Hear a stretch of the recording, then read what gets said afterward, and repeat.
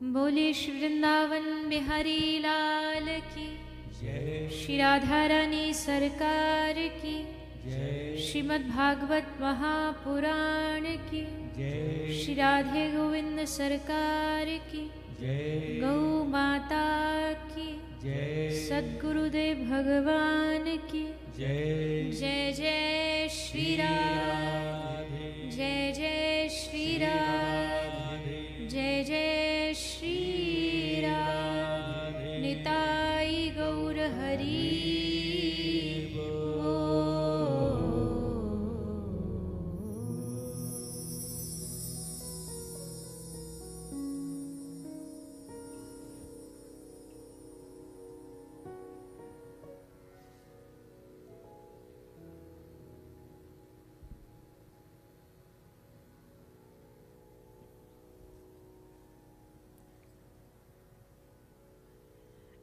आइए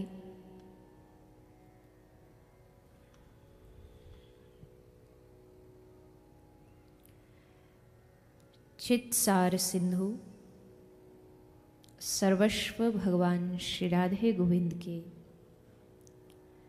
चरण कमलों का ध्यान करते हुए सभी श्रीमद् भागवत गंगा में प्रवेश करें।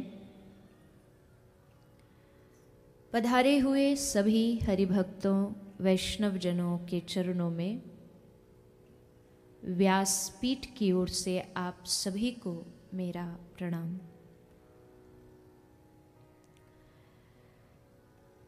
आज आप हम सभी श्रीमद् भागवत गंगा के सप्तम यानी विश्राम दिवस में प्रवेश कर रहे हैं। विगत 7 दिनों से आप हम सभी इस प्रांगण में बैठ कर के भगवत संबंधी वार्ता, भगवत लीलाएं, भगवत गुणगान का श्रवण पान करते हुए अपने जीवन को धन्य बना रहे हैं।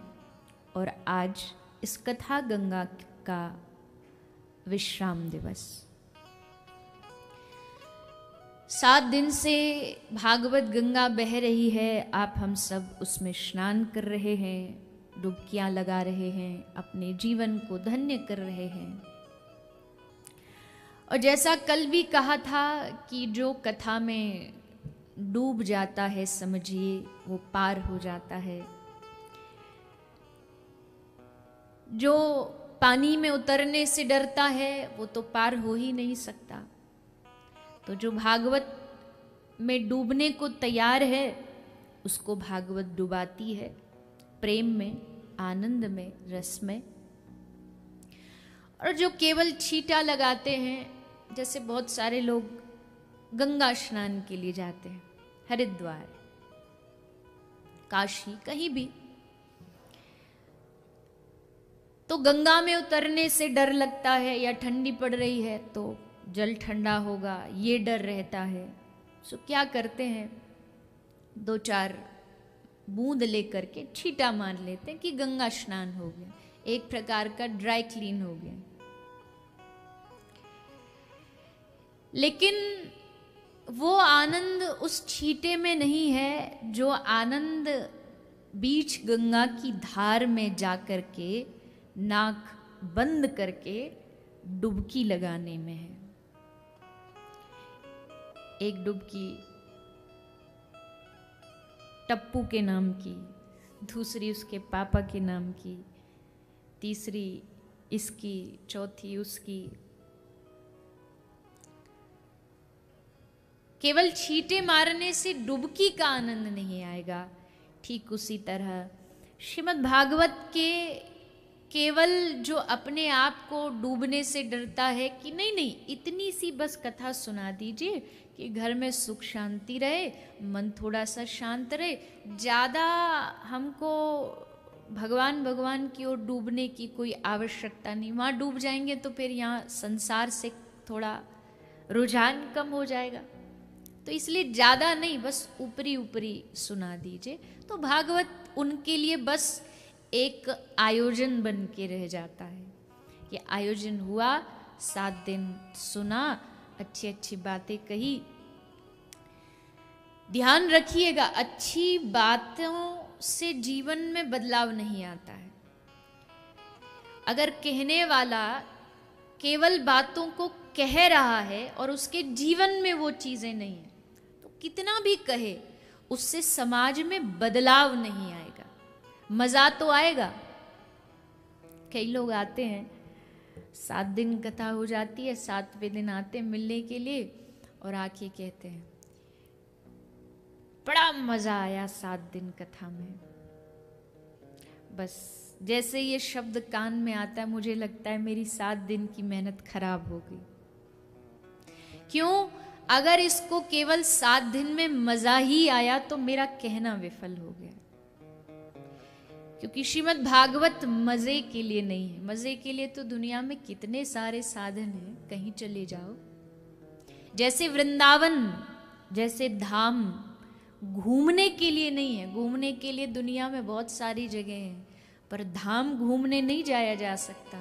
वैसे भागवत मजे के लिए नहीं है। भागवत तो स्वांतः सुखाय है। भागवत तो परम आनंद की अनुभूति है। अगर उस परम आनंद की अनुभूति नहीं हुई तो मेरा कहना और आपका सुनना दोनों विफल है। हम इन 7 दिनों में ये प्रयास करते हैं कि कुछ ऐसी बातों पर, कुछ ऐसे विषयों पर बोला जाए जिससे हमारा मन थोड़ा थोड़ा ठाकुर जी की ओर बढ़े।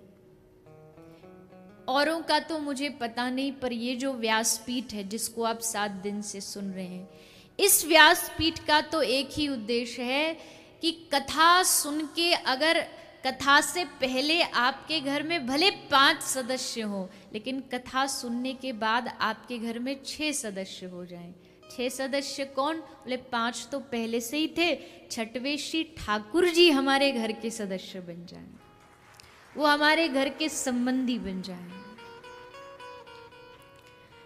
हमारे मन में ये बात बैठ जाए कि ये जो है ना, ये जो यहाँ ठाड़े हैं सज धज के, ये कोई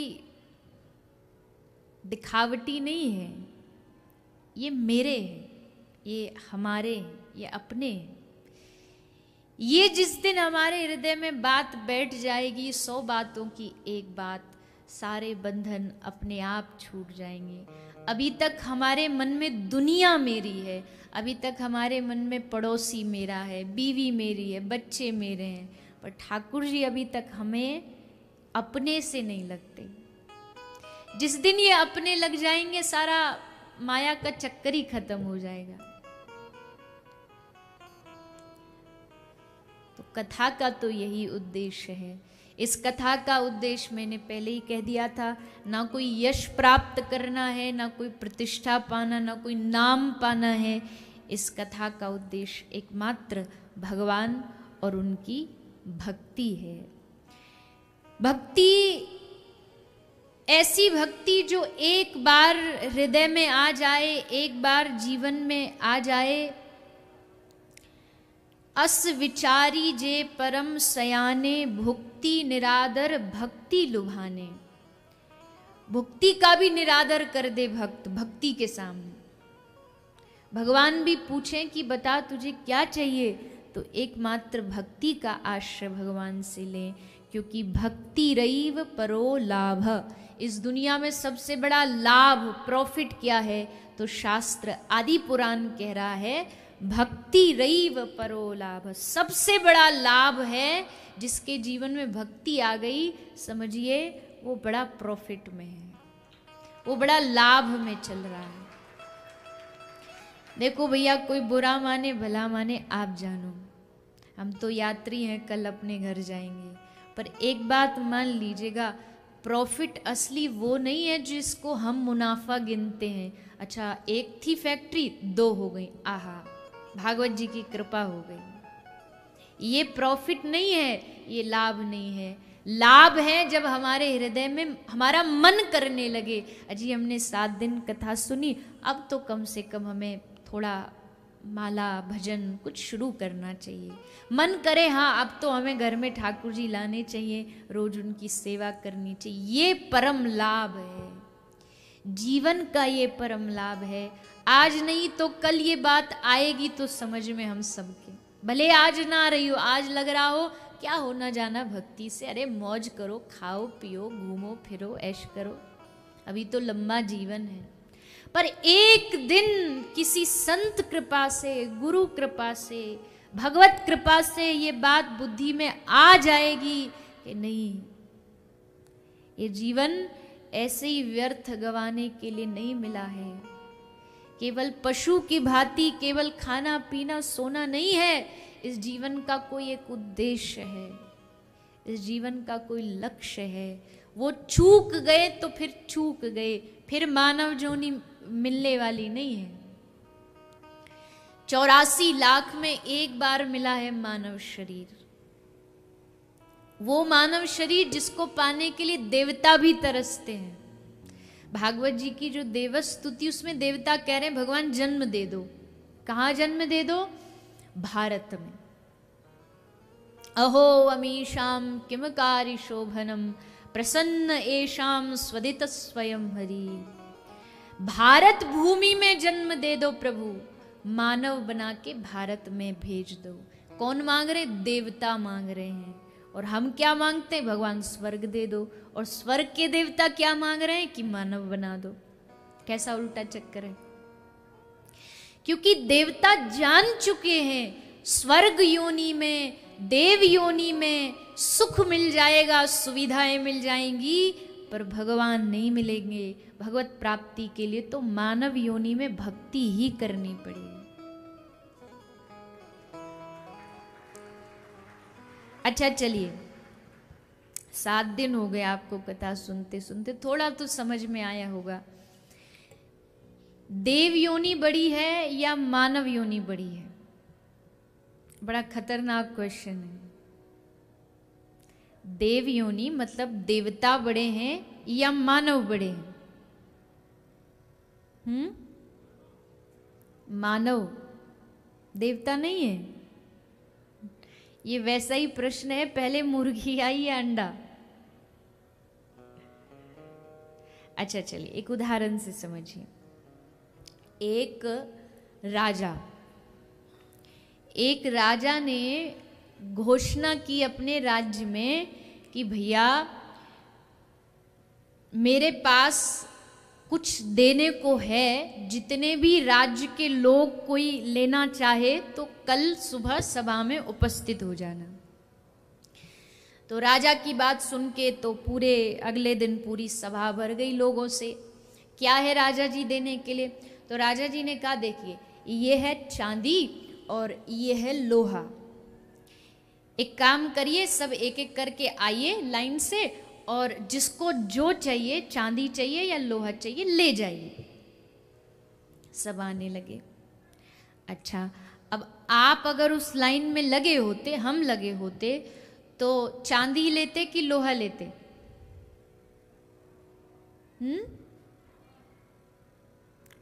लोहा कौन बोला? प्रणाम, आपकी संतोष को प्रणाम। संतोषी नर सदा सुखी। हाँ जी, कृष्ण भगवान की समझ नहीं है, शायद मास की वजह से नहीं समझ आ रहा। चलिए छोड़िए। वैल्यू किस, अच्छा पीछे से बोल रहे हैं आप, बोलिए। जय श्री राधे कृष्ण। अच्छा राधे राधे, बैठ जाइए। तो वैल्यू चांदी की ज्यादा है या लोहे की? अरे भाई मारवाड़ियों की सभा में बैठे हो, ये प्रश्न भी मुझे पूछना पड़ेगा क्या? चांदी की। अगर हमें मौका मिल जाए कि चांदी भी बट रही है और लोहा भी बट रहा है, तो पहले चांदी की तरफ जाएंगे। सब लोग गए, लाइन में लगे, सबने एक एक करके सब चांदी इकट्ठा करी। अब चांदी जब खत्म हो गई, तब जो लोग बचे थे उन्होंने सोचा अब खाली हाथ क्या जाए, चलो लोहा ही ले चलते हैं, बाजार में कबाड़ी को यही बेच देंगे, कुछ तो मिलेगा। सो वो लोहा लेके चले गए। अब फायदे में कौन रहा, चांदी वाला कि लोहा वाला? अरे आप तो बड़े इमोशनल वाले आंसर दे रहे हो, प्रैक्टिकल आंसर दीजिए। चांदी वाला। अरे भैया चांदी महंगी है सोने से, तो प्रैक्टिकली तो चांदी वाला ज्यादा फायदे में रहा ना, चांदी वाले को फायदा हुआ। लेकिन अब हियर इज द ट्विस्ट, राजा जी ने अगले दिन घोषणा की कि भैया अभी अभी मुझे एक पारसमणि मिली है। पारसमणि जानते हैं ना, पारसमणि से लोहे को स्पर्श कराओ तो लोहा सोना बन जाता है। तो राजा जी ने कहा मुझे अभी अभी पारसमणि मिली है, एक काम करो, जिस जिसने लोहा लिया था सब लेके आ जाओ, अभी सोना बना देता हूं। तो तुरंत सब अपना अपना लोहा लेके आए और राजा जी ने पारसमणि से स्पर्श करा के सोना बना दिया। अब मुनाफे में कौन रहा, चांदी वाला के लोहा वाला? लोहा वाला। अब इस कहानी से क्या समझ आया? बोले इस दृष्टांत से ये समझ आया, देव योनि जो है वो चांदी है, मानव योनि लोहा है। जब पहली बार पकड़ने की बारी आएगी तो सब देव योनि मांगेंगे, हम देवता बनो, देवता, क्योंकि वो चांदी है, मानव योनि लोहा है। लेकिन जैसे पारसमणि मिली और पारसमणि के स्पर्श से लोहा सोना बन गया और सोने की वैल्यू चांदी से भी ऊपर चली गई, ठीक उसी तरह देव योनि चांदी है, मानव योनि लोहा है। लेकिन इस लोहे को जब श्रीमद् भागवत सत्संग रूपी पारसमणि मिल गई तो ये लोहा रूपी मानव शरीर भी सोना बन गया। ये देव योनि से भी बड़ा हो गया, क्योंकि अब इसका स्पर्श भागवत से हो गया है, अब इसका स्पर्श शास्त्रों से हो गया है। अब ये मानव योनि देव योनि से भी बड़ी है, क्योंकि ये सत्संग उन देवताओं को प्राप्त नहीं है जो सत्संग कलिकाल में हम जैसे मानवों को प्राप्त है। तो देव योनि श्रेष्ठ है, इसमें कोई शंका ही नहीं है, मेरा कोई अधिकार भी नहीं है उस पर कुछ बोलने का। लेकिन मानव योनि अगर मिली है, देव योनि मिलती है पुण्यों से, पर मानव योनि मिलती है भगवत कृपा से। दोनों में ये फर्क है। पुण्य कमाओगे तो देवता बन जाओगे, पर कृपा अगर मिलेगी तो मानव योनि प्राप्त होगी। भगवान ने कृपा करके मानव योनि दी, इसका मतलब भगवान चाहते हैं कि तुम उन तक जाओ, तुम उन तक पहुंचो, तभी तो ये मौका दिया, वरना क्यों देते। लेकिन ये मौका, ये अवसर प्राप्त होने के बाद भी जीव इस अवसर को चूक जाता है, भूल जाता है कि उसका जन्म क्यों हुआ है।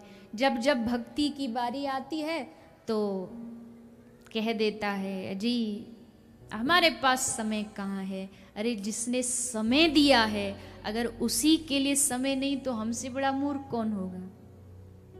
जिन तन दियो ताही बिसरायो, ऐसो नमक हरामी, मौसम कौन कुटिल खल कामी। सूरदास जी कहते हैं मुझसे जैसा नमक हरामी कौन होगा।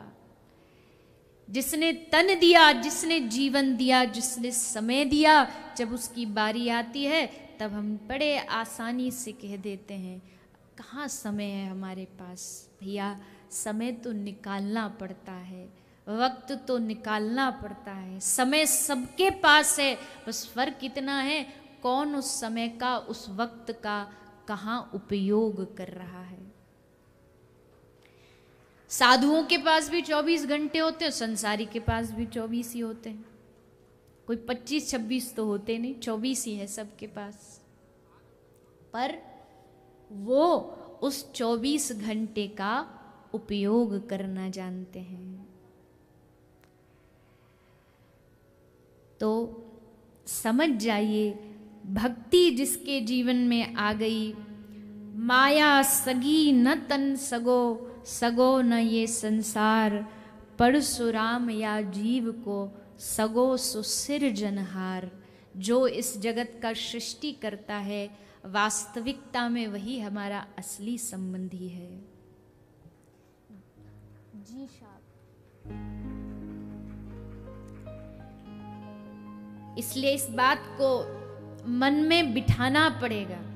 देखो, बार बार कथा सुनने का विधान क्यों है? भागवत जी क्यों बार बार कराई जाती है? भागवत जी क्यों सुनी जाती है? शास्त्र क्यों पढ़े जाते? मान लीजिए एक बार किसी ने भगवत गीता पढ़ ली, तो फिर दोबारा क्यों पढ़ते हैं? भागवत जी सुन ली, फिर दोबारा क्यों सुनते हैं?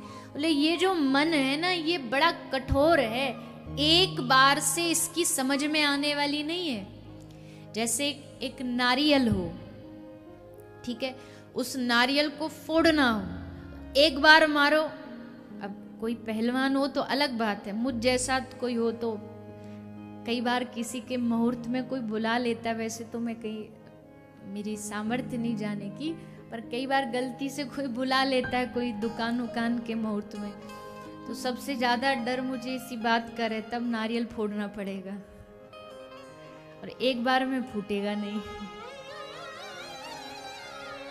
तो क्या करते, बोले 2-3 बार उसको एक जगह पर मारते, तब जाके जब एक ही जगह पे बार बार चोट लगती है, तब सख्त से सख्त चीज भी टूटती है। रसरी आवत जात है, सिल पर परत निशान। ठीक वैसे ही ये मन बड़ा कठोर है। इस कठोर मन को जब बार बार सुनाया जाएगा, समझाया जाएगा, कहा जाएगा, तब धीरे धीरे इसकी समझ में आएगा, अरे ये जो कह रहे हैं ना, ये व्यासपीठ पे बैठ के ये बिल्कुल सही कह रहे हैं। आज समझ में आ गया कि हरि हमारा है और हम हरि के हैं। दीन बंधु दीनानाथ, आगे मेरी डोरी तेरे हाथ। एक मैया गा रही थी, दीन बंधु दीनानाथ तेरी डोरी मेरे हाथ, दीन बंधु दीनानाथ तेरी डोरी मेरे हाथ। तो एक भक्त बोला, मैया क्या बोल रही है तू उल्टा बोल रही है। मेरी डोरी तेरे हाथ होती है, तेरी मेरे थोड़ी होती है। मैया बोली, तेरी हो या मेरी हो, तेरी मेरी में तू पड़ा रहे। मेरा काम तो बस भगवान से रिश्ता और संबंध जोड़ना है। अब रस्सी किसी के भी हाथ में हो, क्या फर्क पड़ता है? उसकी भी तो भक्तों के हाथ में है। भक्तन पाछे यूं फिरे, जो बछड़ा संग गाय। भक्तों के पीछे रस्सी से वो भागे भागे चलते हैं, जैसे आगे आगे गाय चलती, पीछे पीछे बछड़ा अपने आप चलता है। जहां जहां भक्त चलते हैं, जहां जहां भक्त के चरण जाते, ठाकुर जी अपने आप पीछे। ये भक्ति देखो कितनी कीमती चीज है। भक्ति इतनी कीमती वस्तु है कि भक्ति जीवन में आ गई तो भगवान पीछे पीछे आएंगे, हमें उनके पीछे नहीं जाना पड़ेगा, वो स्वयं हमारे पीछे पीछे। हमारा कोई स्वार्थ नहीं है कि वो हमारे पीछे चले, हम चाहते नहीं है, लेकिन इतिहास गवाह है, जिसके जीवन में भक्ति आई, ठाकुर जी उसके पीछे पीछे चलते हैं, उसके आगे पीछे।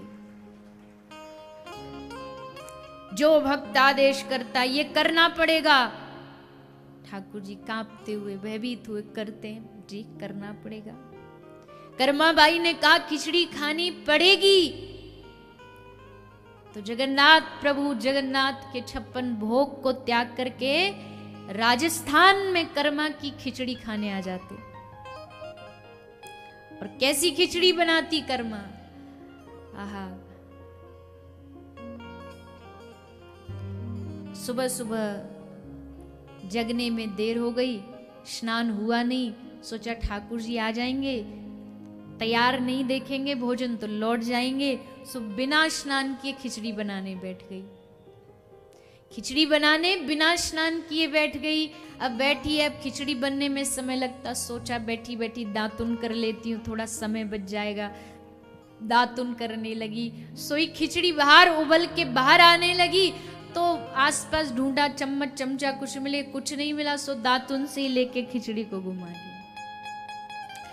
और उस खिचड़ी को खाने के लिए जगन्नाथ भगवान दौड़े दौड़े आते हैं राजी होके।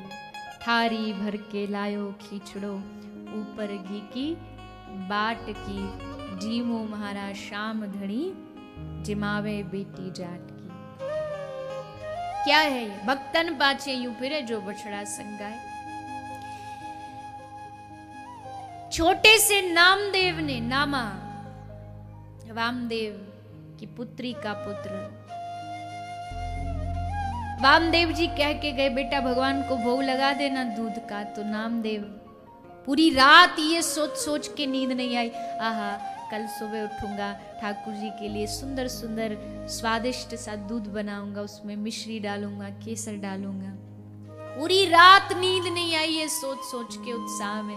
सुबह जल्दी जल्दी 4 बजे ही जग गए, 4 बजे से दूध उठाना शुरू कर दिया। मैया कह रही अरे सुबह तो होने दे ढंग से, भगवान को जगने तो दे।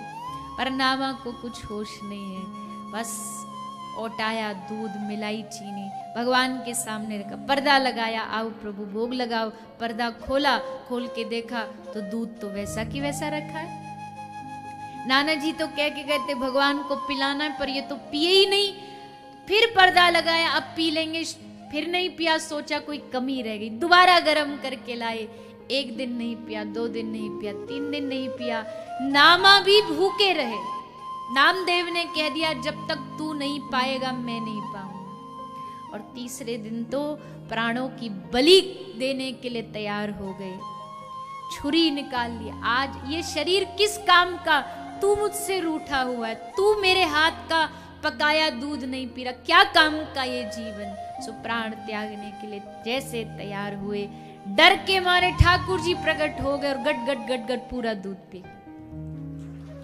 ये बावरा मानेगा नहीं मेरी बात, सो सारा दूध पी गए।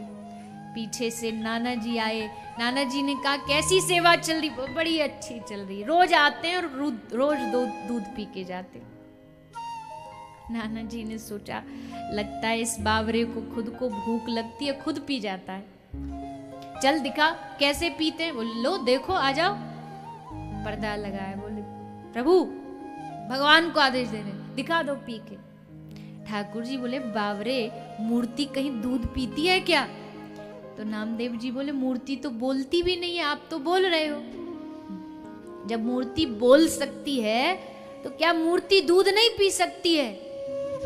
और देखो आज इज्जत की सवाल है, आज तुम नहीं पिए तो हम चोर साबित हो जाएंगे। हम पर कृपा करी है तो इन पर भी कर दो। देखा पर्दा खोल के तो प्रभु सारा दुग्ध पी गए। वामदेव जी नामा के चरणों में गिर पड़े, बेटा आज से तू मेरा गुरु। इतने दिन भगवान को पवाया, कभी आए नहीं, कभी पाए नहीं, और तेरी भक्ति देख। कितने उदाहरण दे, कितने उदाहरण, किन किन के उदाहरण दे। सकुबाई भक्तमाल भक्तों के उदाहरण से भरा पड़ा है। क्या ये भक्त सब पागल थे? क्या ये भक्त बावरे थे कि इनको 24 घंटे, इनको हर जगह अपना ठाकुर नजर आता था? क्या मीरा के जीवन में सुख सुविधा की कोई कमी थी जो बावरी होके एक तारा लेके भूमि में रज में लोट पोट होके रोती रोती दिन रात गिरधर को पुकारती थी? क्या कमी थी उसके जीवन में?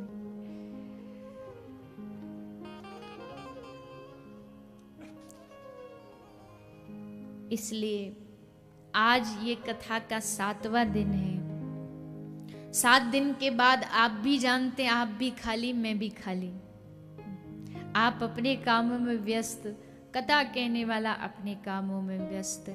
आज यहाँ सोच कर के जाइए, अपने मन में बिठा के जाइए। ये भाव बस आपको अपने मन में बिठाना है कि ठाकुर जी हमारे हैं। बस ये भाव बैठते ही अपने आप प्रेम जाग जाएगा, जगाना नहीं पड़ेगा। कोरोना चल रहा है, भरी भीड़ है, इसमें कोई अनजान आदमी हमारे पास आके बैठ जाए ना, जो हमारा जानकार ना हो, तो हम पूरा 3 घंटा कथा नहीं, उसी को घूर घूर के देखेंगे। तुझको यहीं आना बैठना पाया था क्या? क्यों? क्योंकि उससे कोई रिश्ता नहीं है, कोई संबंध नहीं है। और जिससे रिश्ता हो, आपका कोई अपना आ जाए, वो पीछे बैठा हो और आपको दिख गया पीछे बैठा है, तो कहें अजीब पीछे क्यों बैठे हो, आओ ना यहाँ आओ, आगे बैठो हमारे साथ। क्यों? क्योंकि उसके साथ रिश्ता है, क्योंकि उसके साथ संबंध है। अनजाने लाखों लोग सड़क पर मरते हैं एक्सीडेंट में, हमारी गाड़ी निकल के जाएगी, दिख जाएगा पड़ा है बेचारा, पर रुकेंगे नहीं। क्यों? क्योंकि अपना नहीं है। और अपने किसी के हाथ में इतनी सी बैंडेड भी लगी दिख गई तो 10 बार पूछें क्या हो गया, कैसे कट गई, कैसे लग गई। क्यों? कि अपना है। अपनापन होते ही अपने आप प्रेम हो जाता है। ठाकुर जी को अपना मान लीजिए। माने क्या? अरे सबसे बड़ी दिक्कत तो महापुरुष कहते ही मानना नहीं, वो है अपने, मानना ही गलत है। भगवान खुद कह रहे हैं ईश्वर अंश जीव अविनाशी, भगवान कह रहे हैं तू मेरा है। उन्होंने कह दिया, अब बस हमारी बारी है, हमारी कहने की बारी है कि हाँ प्रभु आप हमारे हैं।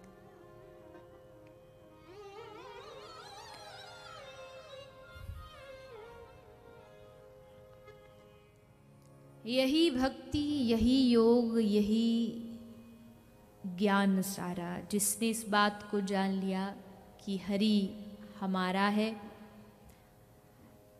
तो यही सब ज्ञान है, यही सब भुक्ति मुक्ति सब यही है, ऐसा महापुरुष कह रहे हैं। महापुरुष तो अपनी पूरे जीवन की बलि लगाने के बाद, पूरा अनुभव करने के बाद हमें ये बात इतनी आसानी से बता देते हैं।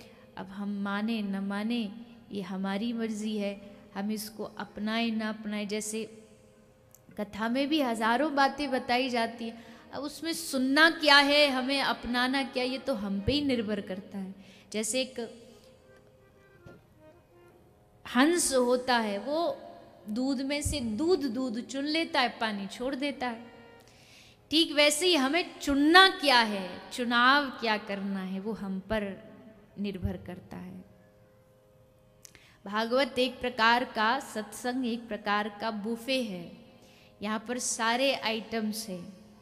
अब चुनाव, जैसे हम जाते हैं ना अपनी प्लेट लेके, हमें जो अच्छा लगता है, हमको डायबिटीज़ है तो मीठा नहीं खाएंगे, हमें खट्टा नहीं पसंद तो खट्टा नहीं खाएंगे। भागवत में भी, भगवान की कथा में भी सब बातें सुनाई जाती हैं भगवत संबंधी, थोड़ा समाज संबंधी। अब हम क्या अपनाते वो तो हम पे निर्भर करता है। तो सुनो और फिर चुनो, ये भागवत का नियम है। सुनने के बाद फिर चुनना भी जरूरी है, चुनाव करना जरूरी है, तभी भागवत का लाभ है। पर कई लोग कथा में आते हैं तो उनको बस मुनाफे की बात बताओ, जब तो उनकी नींद खुल जाती है, और जैसे कोई भक्ति बोले हमारे काम की बात नहीं, ये तो बाबा जीयों वाली बात है, हम तो गृहस्थ में जीते। अरे गृहस्थ भी को कोई रोकता थोड़ी है आपको भजन करने से, बताइए कहाँ लिखा है कि गृहस्थ धर्म वाला भगवान की भक्ति नहीं कर सकता।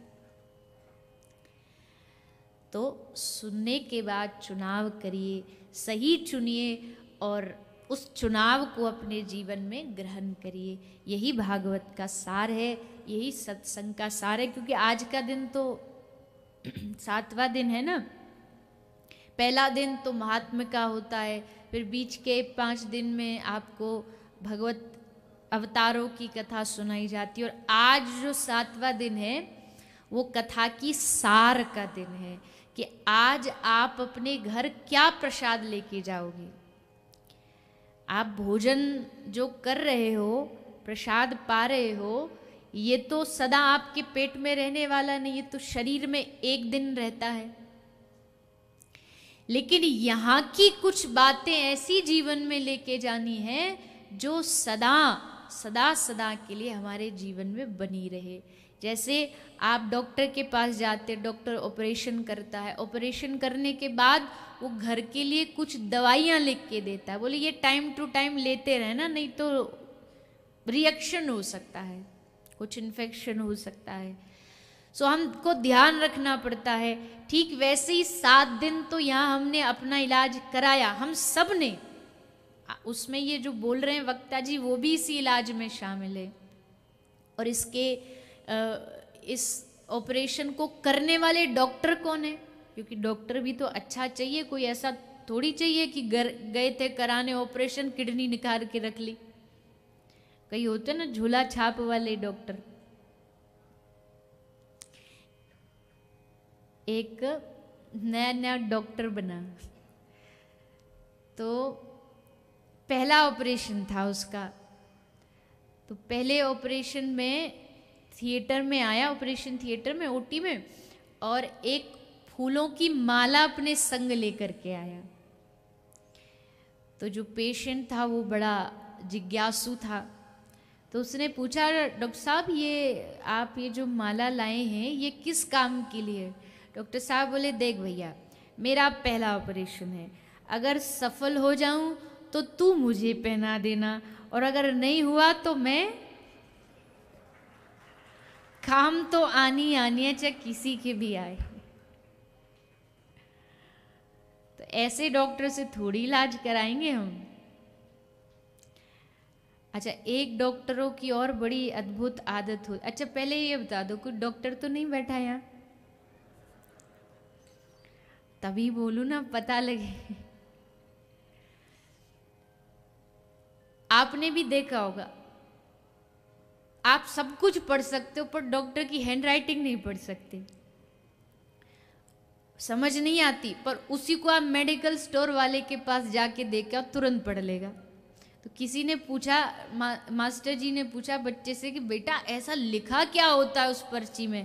तो एक भोला सा बच्चा बोला, मास्टर जी उसमें लिखा होता मैंने तो लूट लिया, अब तू भी लूट ले, अब तेरी बारी है। कोई बैठा तो बुरा मत मानना, सिर्फ विनोद के लिए, हंसी के लिए, कि आप थोड़ा हंस लें। तो भैया डॉक्टर तो अच्छा होना चाहिए, पता चले भारी डिग्री नकली डिग्री लेके बैठा, ऐसे डॉक्टर से थोड़ी इलाज कराएंगे हम, अच्छा वैद्य चाहिए। तो इस कथा का डॉक्टर कौन है? श्रीमद् भागवत का वैद्य कौन है? तो कहा श्रीमद् भागवत का वैद्य है श्री शुकदेव गोस्वामी। ऐसे महापुरुष जिनकी दिनचर्या, जिनका जीवन इतना अद्भुत है, एक समय जितनी देर एक गाय का दूध निकालने में समय लगता, इतनी देर रुकते थे एक जगह, उससे ज़्यादा नहीं। क्यों? बोले यहाँ और ज़्यादा देर रुक गए तो इस जगह से मोह हो जाएगा, अपनापन हो जाएगा। अरे आप प्रॉपर्टी की बात करते हैं, आप घर की बात करते हैं, इस कथा में 7 दिन में लोगों की सीट फिक्स हो जाती है। मैंने देखा है, पहले दिन जो जहां बैठेगा 7 दिन के लिए वो उसकी सीट हो जाती है। दूसरा कोई गलती से किसी दिन बैठ भी जाए, अजी हम बैठते हैं यहाँ तो, क्यों जी आपका कोई यहाँ पर प्रॉपर्टी पर नाम लिखा हुआ है? लेकिन मन देखिए, इस मन का मेरापन देखिए, इतनी जल्दी चीज़ों को अपनी बना लेता है। पता है ये टेम्पररी है, कोई परमानेंट जो सीट नहीं है, पर मान लेता है 3 घंटे में। इसलिए तो परिव्राजक जो महापुरुष सन्यासी होते हैं वो रुकते ही नहीं एक स्थान पर। पता चले एक पेड़ के नीचे भी बैठे तो अगले दिन उस पेड़ पर ही नेम प्लेट लगा दे कि आज से ही हमारा। साधु होना कठिन है, लंबा पेड़ खजूर। साधु होना कोई आसान बात नहीं है, संत होना कोई आसान बात नहीं है। कदम कदम पर माया खड़ी रहती है डसने के लिए। कितनी प्रबल माया है, कदम कदम पर खड़ी रहती है, कब गिराऊं? उसमें अपने आप को जो संभाल ले वो साधु, उसमें जो अब अपने आप को बनाए रखे वो संत। संत कोई बाहरी वेशभूषा का नाम नहीं है कि सिर्फ माथे पर चंदन, दाढ़ी, जटाएं या सर मुड़ा लिया, सिर्फ इसका नाम संत नहीं। हाँ, ये संत के लक्षण हैं अवश्य, ये वेशभूषा है। जैसे एक आर्मी ऑफिसर की एक ड्रेस होती है, ड्रेस कोड होता है, वो पहनना अनिवार्य है। उससे पता लगता है कि ये कौन है। ठीक उसी तरह संत की वेशभूषा रखना, चंदन लगाना, कंठी, ये सब उसके बाह्य स्वरूप हैं और ये आवश्यक भी है। लेकिन महापुरुष कहते हैं भैया, संत के जैसा कपड़ा खरीदने में तो 100 रुपया लगता है, पर संत के जैसा स्वभाव खरीदने में 100 जन्म लग जाते हैं। संत बनना कोई आसान है क्या? और फिर हम जैसे एरे गहरे नत्थु ठहरे आके कह देते हैं संत तो आजकल बड़े, भरोसा नहीं है किसी पर। भैया ये याद रखिए, अगर आपने असली कोहिनूर नहीं देखा है तो इसका मतलब ये नहीं होता कि कोहिनूर नहीं है, पर उसको देखने के लिए आपको टिकट करा के इंग्लैंड जाना पड़ेगा, तब आपको कोहिनूर दिखाई देगा। संत नहीं है ये कहने वाला अज्ञानी है, क्योंकि उसने कभी देखा ही नहीं संत होते क्या हैं। संत देखने हैं तो आओ, चलो, पहुंचो वृंदावन, जाओ श्री ब्रजधाम। कोने कोने पर आपको, आप पैसा फेंकोगे भी कि लो हम दे रहे हैं तुम्हें, हाथ जोड़ देंगे, नहीं नहीं नहीं, हमें नहीं चाहिए। स्वामी श्री हरिदास ठाकुर आंख बंद करके 3 लाख नाम जप करते हैं। माया आई, एक माया रूप बना के एक वैश्या को भेजा गया कि जाओ इस हरिदास को ठगो। यवन कुल के थे। आ गई वैश्या, आके कहती है महाराज मैं आपसे कुछ संबंध स्थापित करना चाहती हूँ। हरिदास ठाकुर बोले रुको, आ रहा हूँ, बस मेरा जो नियम है वो पूरा हो जाए, फिर आ ही रहा हूँ, बस बाहर बैठो। सुबह से शाम हो गई, शाम को बस एक क्षण के लिए निकली, फिर वो वैश्या बोली महाराज मैं सुबह से बैठी। बोले बस खत्म हो ही रहा, आ ही रहा हूँ। फिर भीतर घुस गए, पूरी रात बीत गई, 3 दिन तक वैश्या दरवाजे पर बैठी रही, पर इनका नियम ही खत्म नहीं हुआ। 6 बजे आज का नियम विश्राम होता, 6:01 पे दूसरे दिन का शुरू हो जाता। 3 दिन बाद वैश्या चरणों में आकर के दासी बन गई। मेरी बस की बात नहीं आपको हराना। माया भी हाँफ जाती है संतों के सामने, ऐसे होते हैं संत।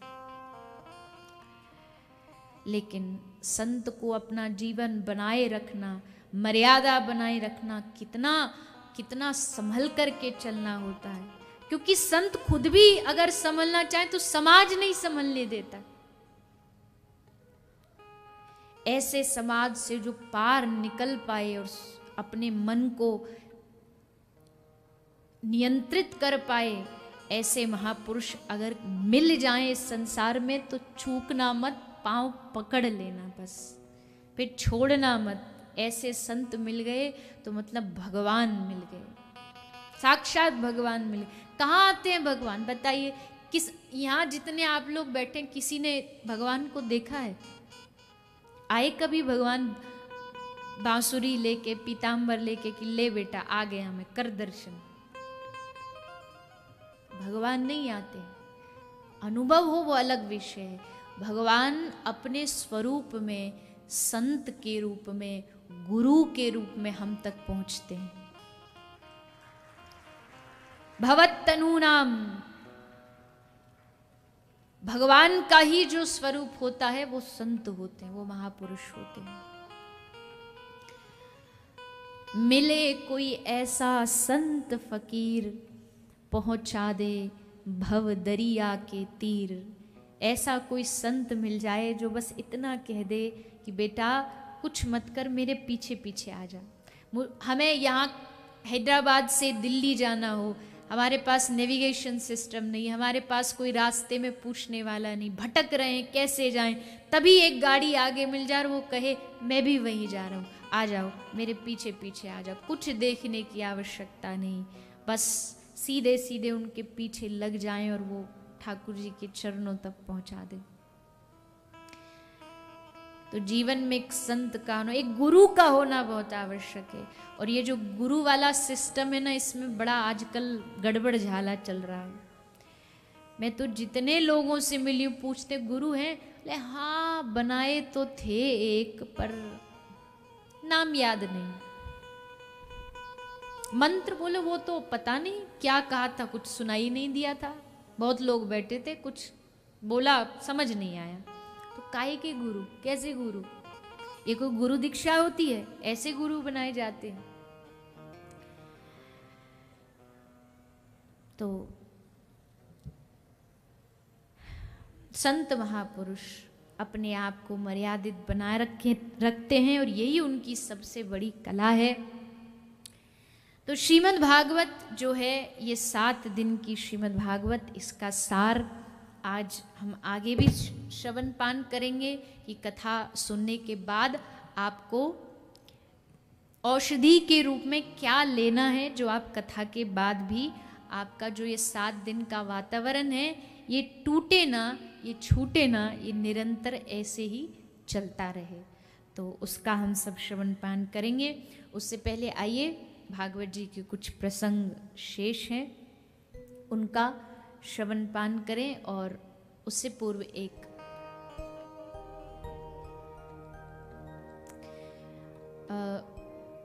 बड़ा ही प्यारा श्री राधा रानी का एक भजन है, मारवाड़ियों में ही विशेषकर उसको गाया जाता है। तो सभी बड़े भाव और आनंद के साथ उसका गान करेंगे प्रेम से।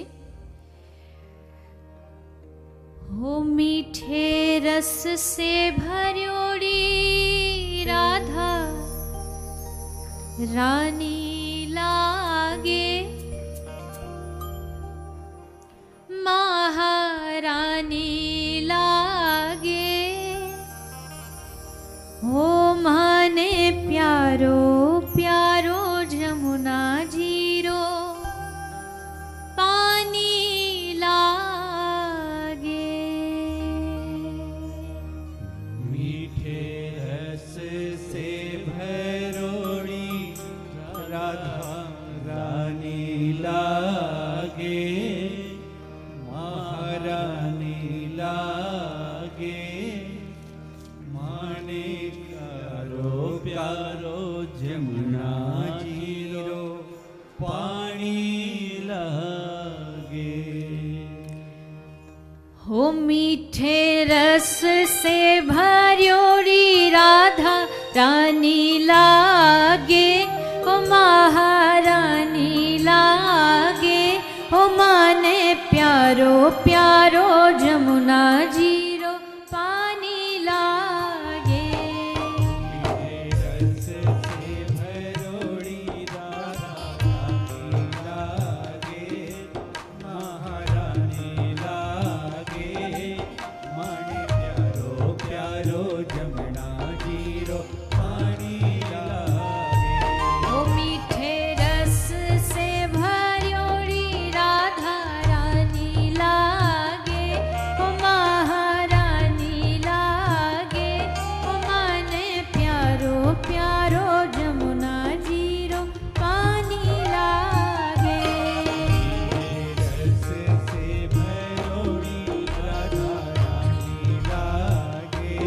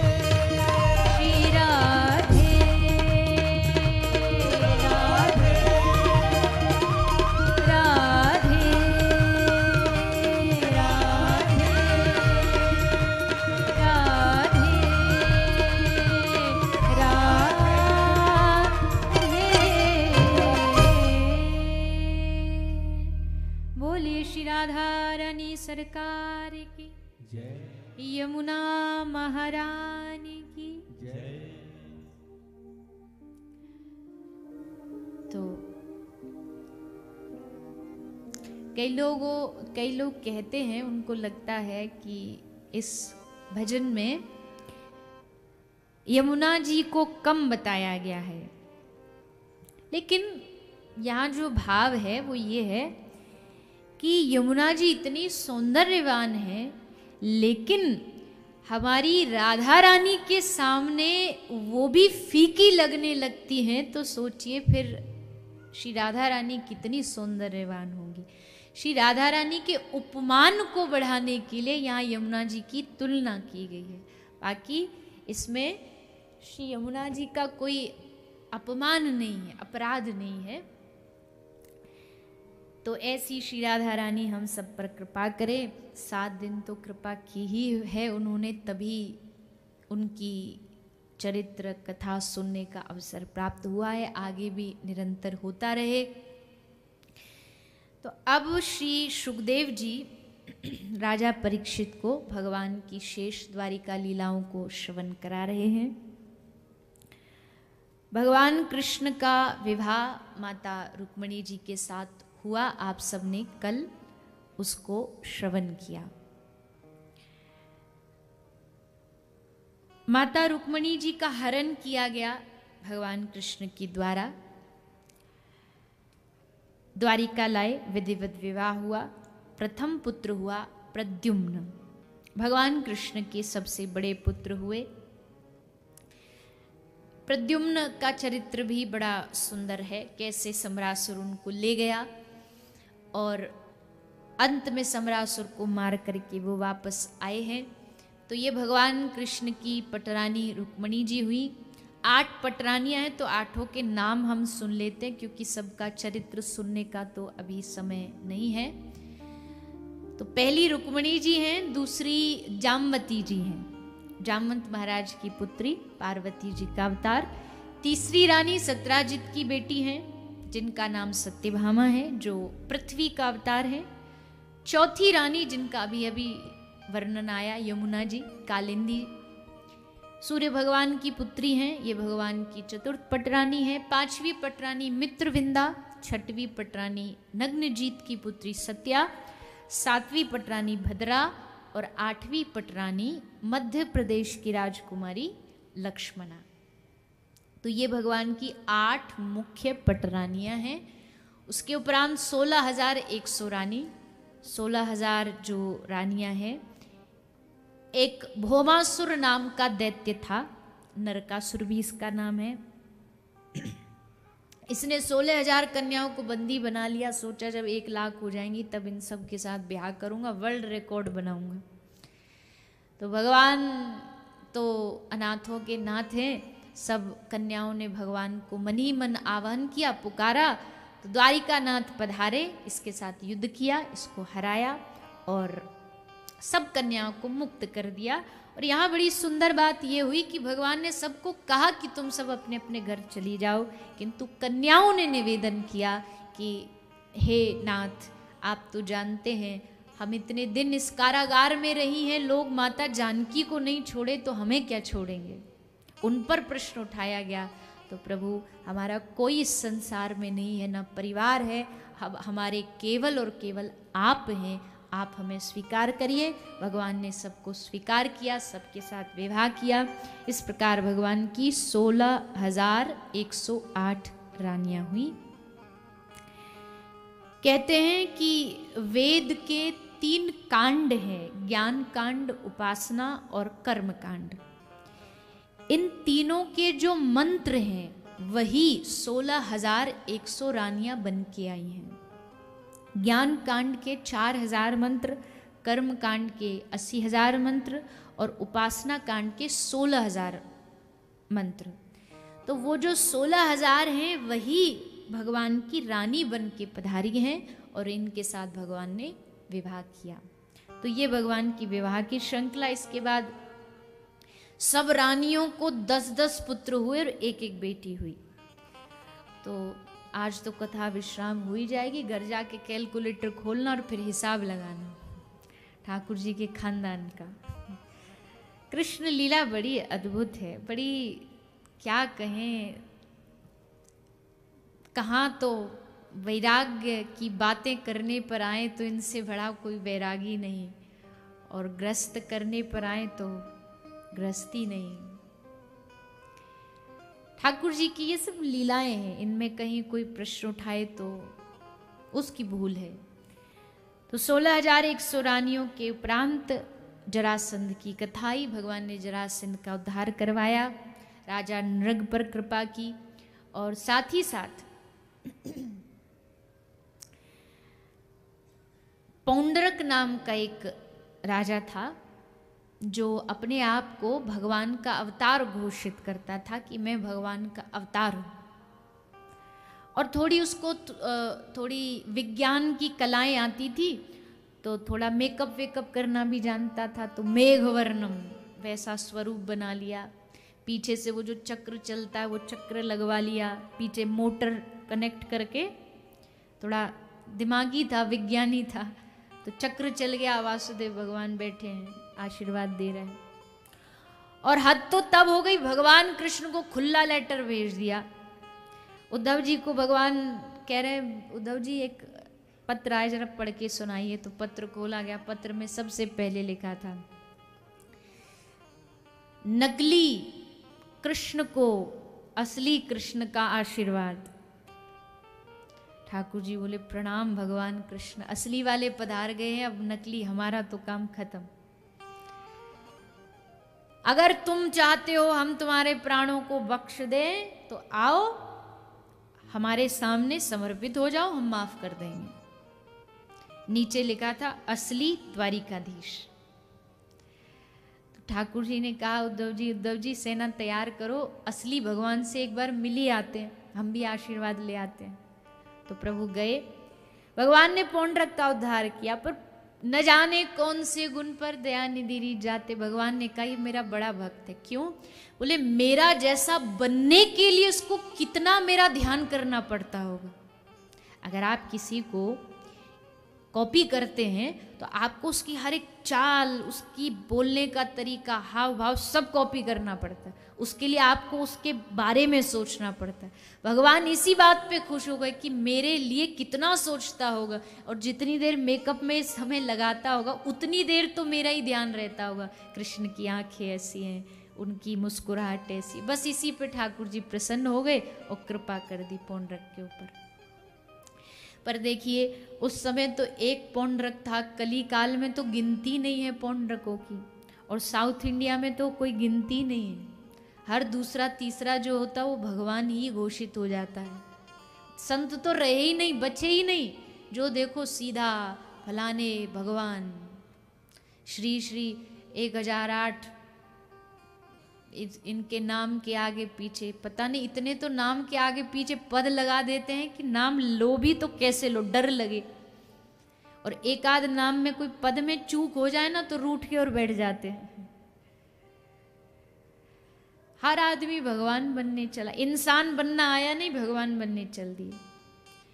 और आगे भविष्य में तो ऐसा समय ना आ जाए कि लोग सरनेम हटा के अपने नाम के आगे ही भगवान लगा दे।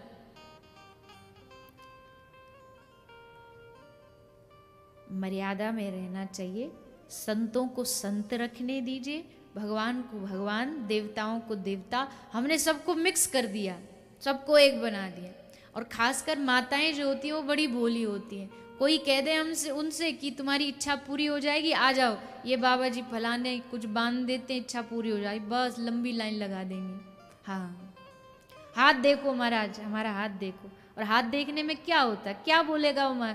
हाथ देख के बस इतनी सी बात बोले, मैया तू तो सबके लिए सोचती है पर तेरे लिए कोई नहीं सोचता। मैया बोले, हाँ महाराज सही कह रहे हो, एक नंबर बात कह रहे हो।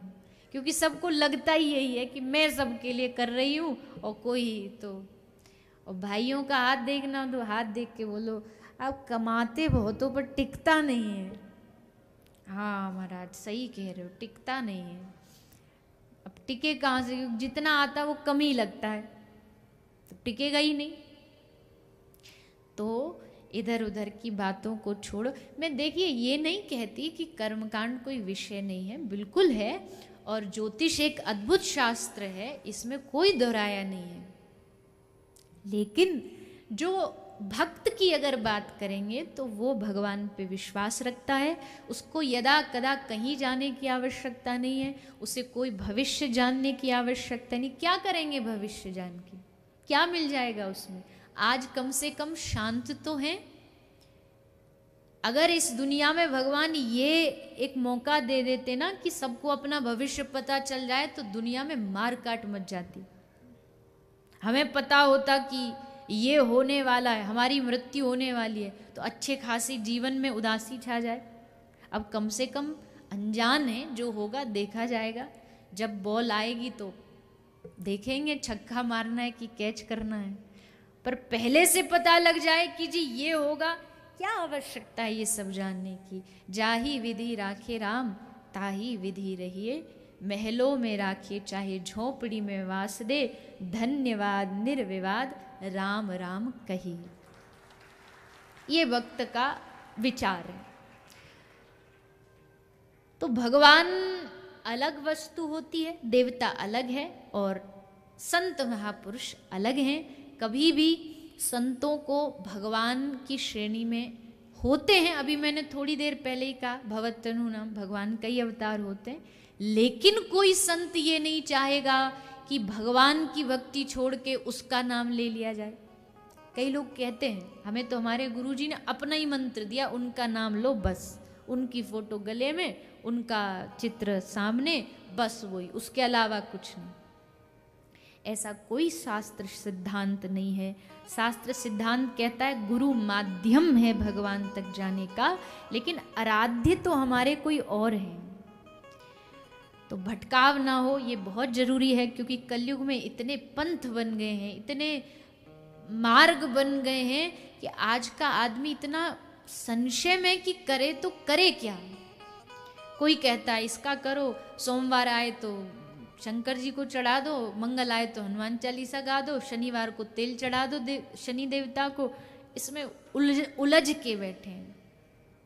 मेरी बात को, अर्थ को अनर्थ में ले लोगे तो गड़बड़ हो जाएगी। मैं यहाँ किसी देवी देवता का अपमान नहीं कर रही, सबको प्रणाम है, पर ये जरूर याद रखिए, एक नाव में बैठोगे तो पार उतरोगे, दो नाव में भी बैठ के पार नहीं उतरा जा सकता, एक नाव में बैठना पड़ेगा। एक इष्ट, एक आराध्य, प्रणाम सबको है। जैसे घर की महिला होती है, उसके कई सारे ससुराल में संबंधी होते हैं, सास 3-4 हो सकती हैं, चाची सास, ताई सास, फूफी सास, जेठ कई हो सकते हैं, देवर कई हो सकते हैं, पर पति एक ही होता है, वो कई नहीं हो सकते। वो सम्मान सबको करेगी, पर जब हृदय देने की बारी आएगी तो एक को देगी। ठीक उसी तरह हम प्रणाम सब देवताओं को करेंगे, लेकिन जब दिल देने की बारी आती है तो एक को दिल दिया जाता है, 10 को नहीं दिया जाता है। आज ये सूत्र हैं भागवत जी के, ये भागवत का सब सार है। एक इष्ट बनाइए, एक मंत्र, एक गुरु, एक शास्त्र, एक रास्ता, एक को पकड़ के चलेंगे तो आसानी से पहुंच जाएंगे। भटकाव ना हो। तो भगवान ने जाके पौंड्रक का उद्धार किया, पौंड्रक पर कृपा की। पंडित जी, ये कम नहीं हो सकता थोड़ा धुआं? तो भगवान ने जाके पौंड्रक पर कृपा की।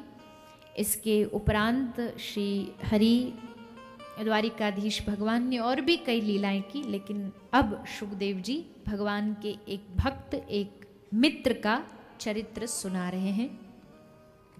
नाम है भक्त सुदामा। सुदामा को श्रीमद् भागवत में कहीं भी गरीब नहीं बताया। हमने तो इतनी बार कथाएं सुनी है, सुदामा के पास खाने को भोजन नहीं था, रोटी नहीं थी, कपड़े वस्त्र अच्छे नहीं थे, भिक्षा मांग के पाते थे, फिर गरीब कैसे नहीं थे? बोले ये थोड़ी गरीब होता है, गरीब वो नहीं है जिसके पास धन की कमी है, गरीब वो है जिसके पास सब कुछ होते हुए भी संतोष नहीं है। असलियत में वास्तविक गरीब वो है क्योंकि उसके पास सब कुछ है पर संतोष नहीं है, मन में शांति नहीं है। एक सूत्र महापुरुष बड़ा अच्छा देते हैं, जो प्राप्त है वही पर्याप्त है। जो हमें प्राप्त है वही पर्याप्त है। अगर ये सूत्र दिल में नहीं बैठा तो दुनिया का सबसे बड़ा बादशाह भी बन जाओ तो भी मन में शांति नहीं आएगी, फिर भी लगेगा और पाऊं, और कमाऊं, और कुछ लूं, पर शांति कहीं नहीं होगी। भगवान संत कह रहे हैं, जो चाहा वो मिल जाना सफलता है, जो चाहा वो मिल जाना सफलता है, लेकिन जो मिला है उसमें खुश रहना ये प्रसन्नता है। अपने आप को हर परिस्थिति में प्रसन्न रखने वाला वो सफल व्यक्ति है। सुदामा जी के पास भले बाहरी जो संसार की वस्तु है उनकी कमी थी, लेकिन सुदामा जी के संतोष में कोई कमी नहीं थी। इसलिए सुखदेव जी ने कहीं भी सुदामा को गरीब नहीं कहा, बल्कि इस दुनिया का सबसे अमीर व्यक्ति कोई अगर घोषित किया जाए तो वो सुदामा है, क्योंकि जिसको कुछ नहीं चाहिए वही अमीर है। जिसको कुछ वस्तु की चाह नहीं, उससे बड़ा अमीर कोई दुनिया में हो ही नहीं सकता है। मन लागो मेरो यार फकीरी में, फकीरी को क्यों एकदम मस्त कहा जाता है? न पाने की चिंता न खोने का डर, मौज में पड़े, खा रहे पी रहे, आराम से भगवान नाम गा रहे।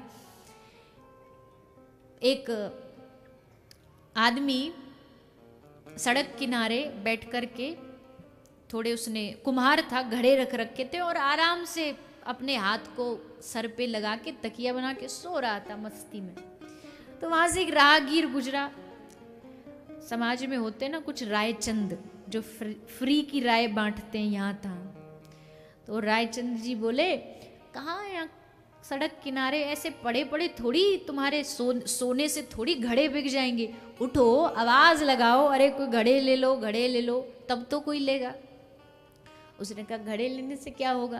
बोले घड़े लेने से पैसे आएंगे। उस पैसे का क्या होगा? बोले फिर तू कोई अच्छा बड़ा काम शुरू कर लेना। उससे क्या होगा? बोले बड़ा काम शुरू हो जाएगा, पैसे आएंगे, अच्छा घर बना लेना। फिर अच्छा घर बना के क्या करूँगा? बोले उसमें अच्छे नौकर चाकर रख लेना, बढ़िया एसी लगवा लेना। फिर क्या करूँगा? बोले एसी में चकाचक बढ़िया नींद लेना, सोना।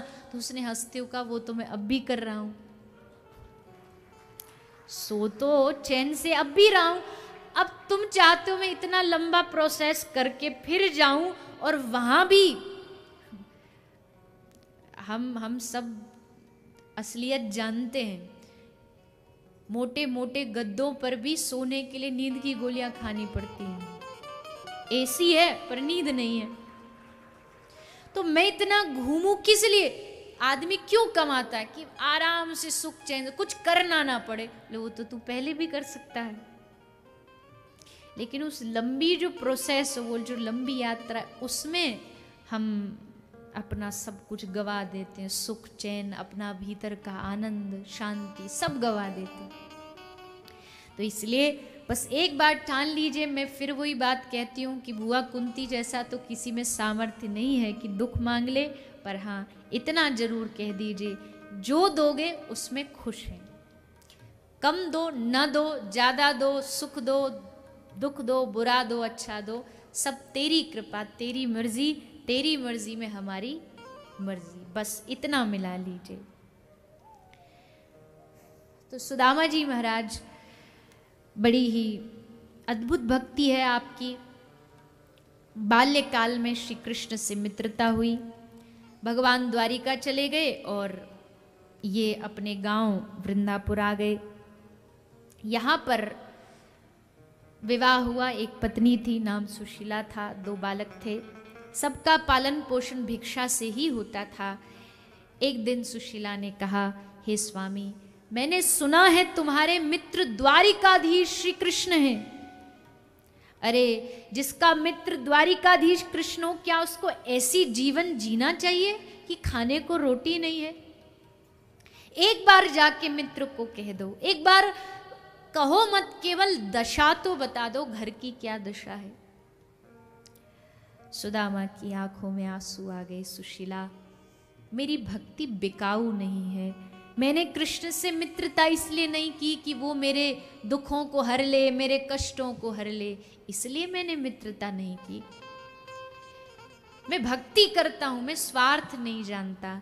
सुशीला ने सोचा ये ऐसे नहीं मानेंगे, तो थोड़ा सा एक भावुक करने के लिए सुशीला ने कहा कि हे नाथ, एक बात बताइए, क्या आपका कभी मन नहीं करता कि कृष्ण को देखूं? क्या आपका कभी मन नहीं करता अपने मित्र को जाऊं और जाके एकदम गले से लगा लूं? बस इतना कहा ही मानो किसी ने प्रज्वलित हुई अग्नि में घी डाल दिया हो। अब तो विरहाग्नि जलने लगी, रोने लगे। सुशीला ने कहा, हे नाथ, एक काम करिए, आप जाइए द्वारिका, मांगिए मत, कुछ मत मांगिए, मिलना, दर्शन करके वापस आ जाना। हाँ सुशीला, ये तो तू ठीक कह रही है। एक चावल की पोटली लेके बांधी, कांख में दबाई और लेके सुदामा चल पड़े द्वारिकाधीश कृष्ण की ओर। द्वारिका रास्ते में बहुत रुकावटें आई, पर सबको पार करते हुए सुदामा महाराज द्वारिका पहुंचे। द्वारिका में द्वारिकाधीश के महल के सामने खड़े हो गए। द्वारपालों ने पूछा, कौन हो? भैया मेरा नाम सुदामा है। किससे मिलने आए हो? द्वारिकाधीश कृष्ण से संदेशा पहुंचा दो। द्वारिकाधीश कृष्ण के पास द्वारपाल गए, संदेशा दिया, महाराज द्वार पर आपका मित्र आया है। बस सुनते ही भगवान द्वारिकाधीश उठे, भागे, मुकुट गिर गया, लकुट गिर गई, पीताम्बर गिर गया। हाय सुदामा, हाय सुदामा, दौड़े दौड़े आए और आकर के श्री सुदामा जी को अपने हृदय से लगा लिया, गले से लगा लिया। वर्षों की प्रतीक्षा आज दोनों मित्रों की पूरी हुई। दोनों का रुदन, रोना आरंभ हुआ। अरे सुदामा, बड़ी देर लगाई आने में, पहले क्यों नहीं आया? भूल गया क्या?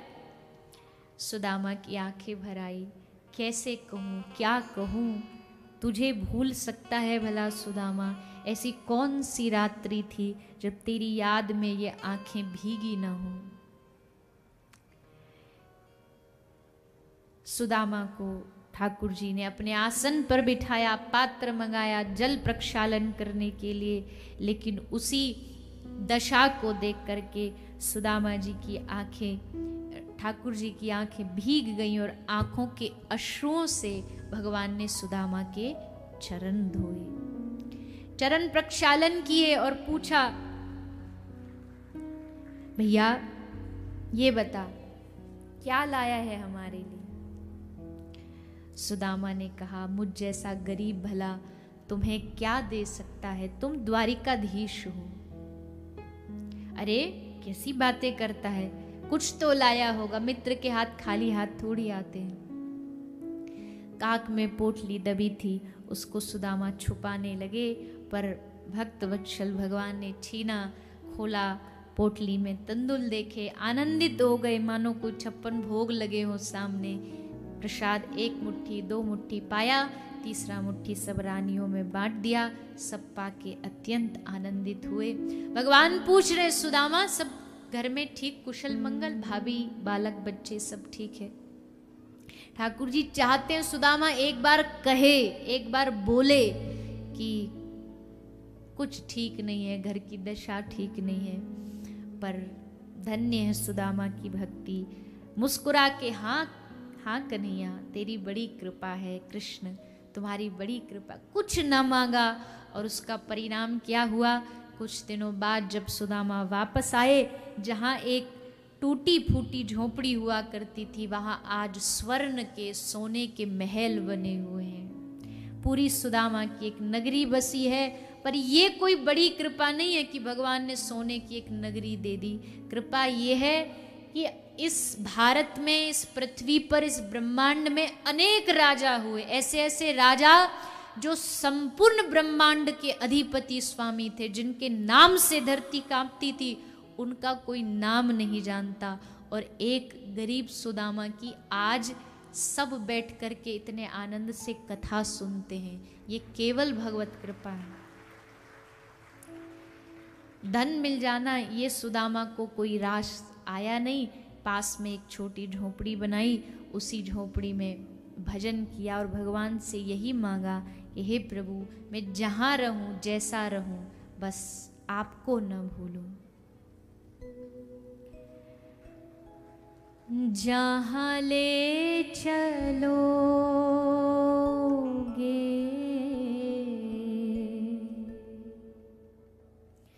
वहीं मैं चलूंगा। जहाँ ले चलोगे वहीं मैं चलूंगा। जहाँ नाथ रख दोगे जहाँ नाथ रख दोगे वहीं मैं रहूंगा।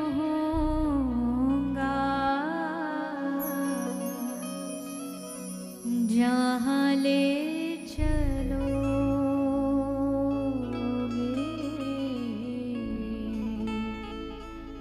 वहीं मैं चलूंगा।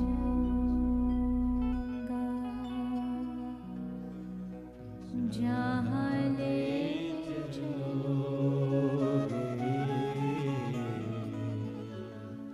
वहीं मैं चलूंगा। ना कोई उल्हाना, ना कोई अर्ज़ी, कर लो करा लो प्यारे, जो तेरी मर्ज़ी। ना कोई उल्हाना, ना कोई अर्ज़ी, कर लो करा लो प्यारे, तुम्हारी जो मर्ज़ी। सहाओगे जो भी, सहाओगे जो भी, सहाओगे जो भी, सहाओगे जो भी, मैं खुशी से सहूंगा। जहाँ ले चलोगे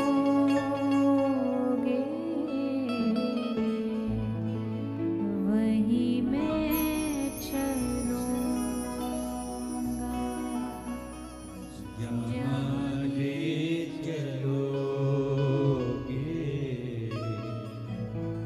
वहीं मैं ये जीवन समर्पित चरण में तुम्हारे, तुम ही मेरे सर्वस्व प्रभु प्राण प्यारे। तुम्हें छोड़कर नाथ किससे कहूँगा, जहाँ ले चलोगे वहीं मैं चलूँगा। बस इसी बात को जीवन में धारण एक भक्त करता है। सुदामा जी ने इसी बात को धारण करके अपना संपूर्ण जीवन भगवत भक्ति में लगाया और अंत में इसी भाव के साथ भगवत धाम को चले गए। इस प्रकार श्री सुदामा जी की कथा सुखदेव जी ने श्रवण कराई। हमने संक्षेप में बस प्रणाम करते हुए इस कथा को आगे बढ़ रहे हैं।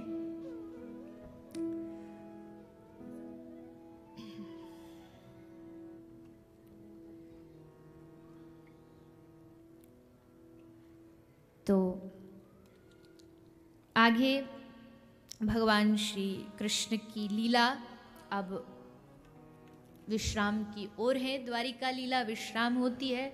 समस्त यदुवंशी इस पृथ्वी पर ही आपस में युद्ध करके समाप्त हो जाते हैं। भगवान कृष्ण प्रभास क्षेत्र में जाके सब पर कृपा करते हुए अपने स्वरूप को श्रीमद् भागवत जी में विराजमान करते हुए अपने नित्य धाम में प्रविष्ट हो गए।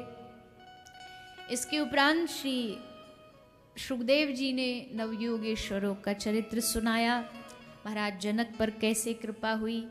दत्तात्रेय भगवान जिन्होंने 24 शिक्षा गुरु बना के सबसे शिक्षा प्राप्त की, आदि आदि चरित्र सुनाते हुए एल गीत भिक्षु गीत का भी श्रीमद् भागवत के 11 द्वादश स्कंद में वर्णन आया है। उसके बाद श्री सुखदेव जी विदा लेते हैं क्योंकि 7 दिन पूर्ण हो चुके हैं और अब तक्षक आने वाला है। सुखदेव जी ने आशीर्वाद दिया राजा परीक्षित को और विदा लेकर के श्री सुखदेव जी वहां से प्रस्थान करते हैं।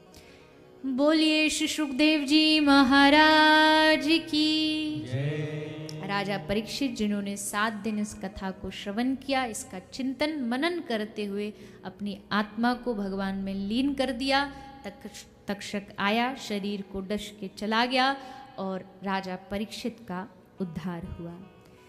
बोलिए श्री परीक्षित जी महाराज की जय। श्रीमद् भागवत महापुराण की जय। आइए आप हम सब आज कथा के विश्राम दिवस में एक बार सभी हाथ जोड़ करके श्रीमद् भागवत के विश्राम श्लोक का सभी मेरे साथ मिलकर के पाठ करेंगे।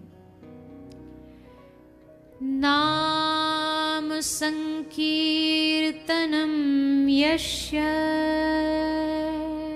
नाम संकीर्तनं यस्य नाम संकीर्तनम यस्य नाम संकीर्तनं यस्य सर्वपाप प्रणाशनम सर्वपाप प्रणाशनम् सर्वपाप प्रणाशनम सर्वपाप प्रणाशनम् प्रणामो दुःख समन प्रणामो दुःखशमन प्रणामो दुःख समन प्रणामो दुःखशमन तं नमामि हरिं परं तं नमामि हरिं परम् तं नमामि हरिं परं तं नमामि हरिं परम्। इसी श्लोक के साथ श्रीमद् भागवत विश्राम होती है और इस श्लोक में पूरी भागवत का सार है। नाम संकीर्तनम यश सर्व पाप प्रणाशनम।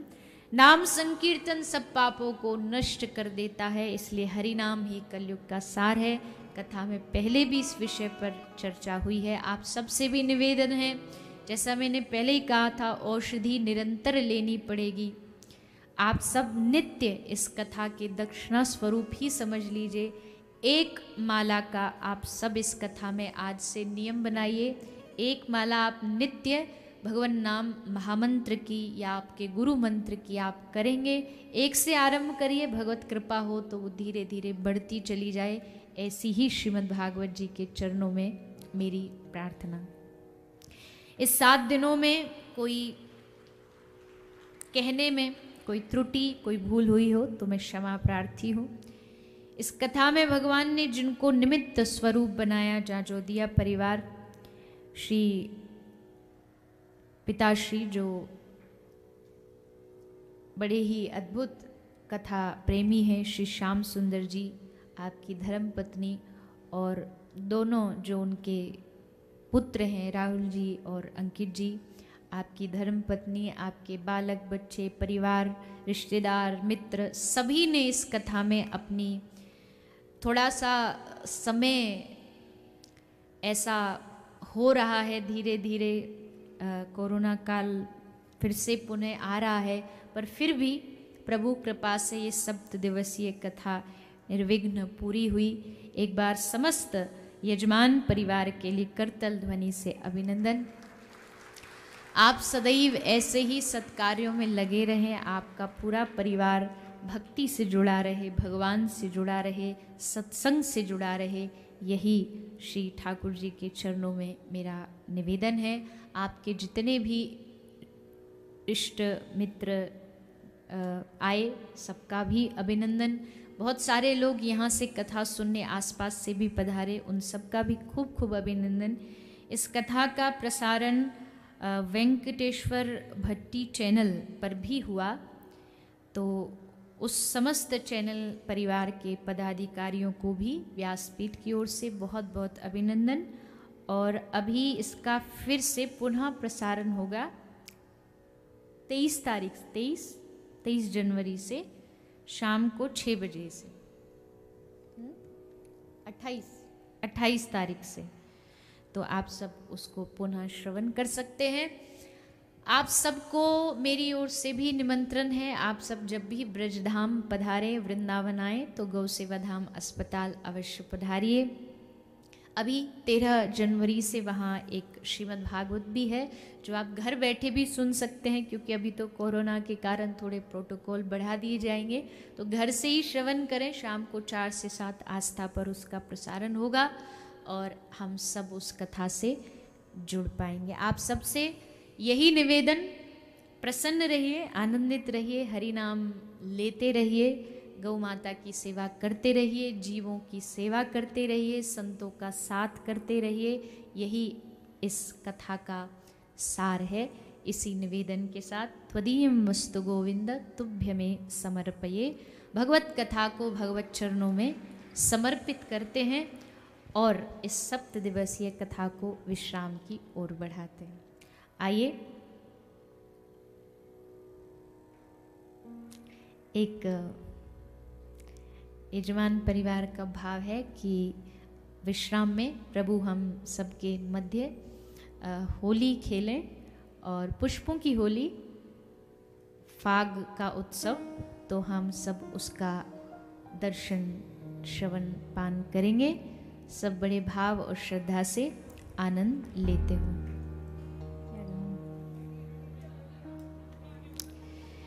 वैसे तो फाग में अभी समय है, फाल्गुन मास में, लेकिन जैसे हम कहते हैं नित्य लीला, जो भगवान की निकुंज लीला होती है, उसमें तो ऋतुएं अपने आप समय बदल लेती हैं भगवान के उत्सव में। तो सोचिए फागुन ही चल रहा है,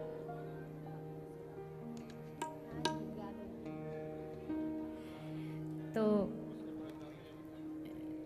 ऐसा विचार करें कि ब्रज का वो होली उत्सव ही है और उसी का हम सब आनंद प्राप्त कर रहे हैं। होरी खेलत आज युगल जोड़ी, होरी खेलत, होरी खेलत आज युगल जोड़ी, होरी खेलत,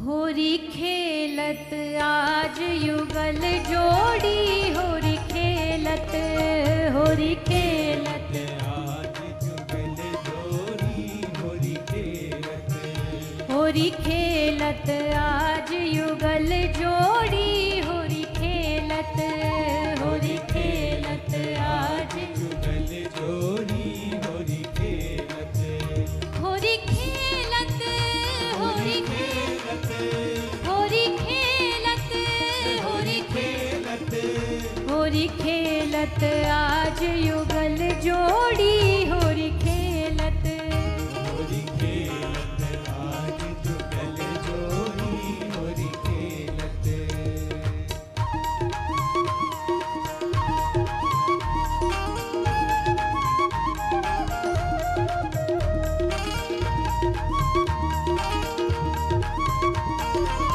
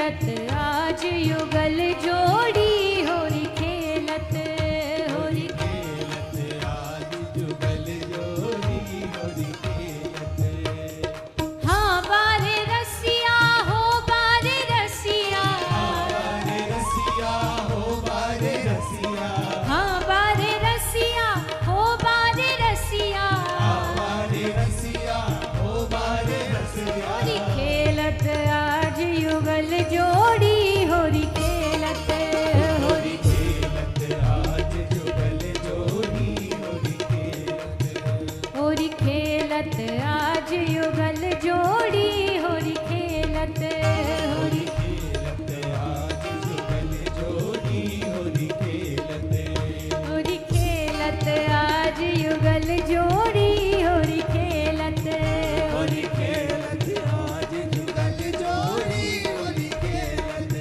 होरी खेलत आज युगल जोड़ी होरी खेलत होरी खेलत आज जुगल जोड़ी होरी खेलत होरी खेलत आज युगल जोड़ी होरी खेलत होरी खेलत आज जुगल जोड़ी होरी खेलत होरी खेलत आज युगल जोड़ी होरी खेलत होरी खेलत आज जुगल जोड़ी होरी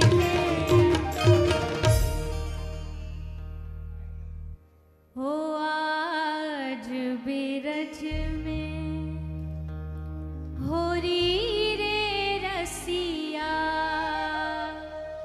आज बिरज में होरी रे रसिया दोनों हाथ उठा के सभी भाव से तालियों की सेवा करते हैं।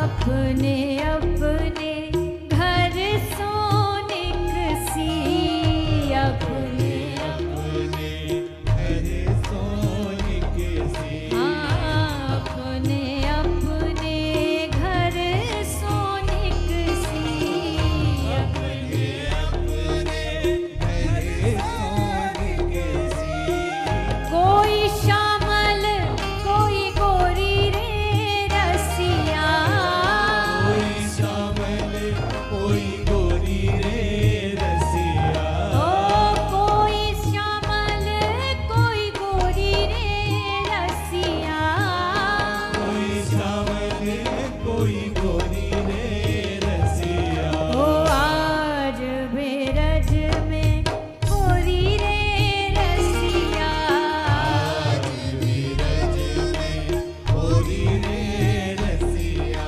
ओ आज बेरज में होरी रे रसिया आज बिरज में गोरी रे रसिया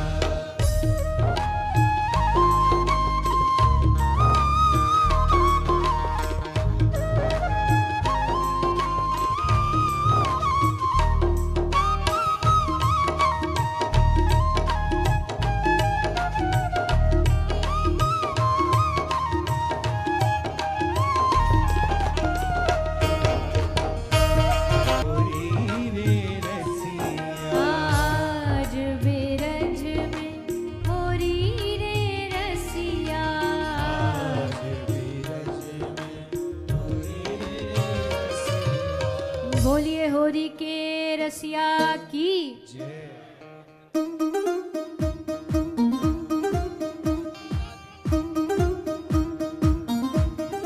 राधे राधे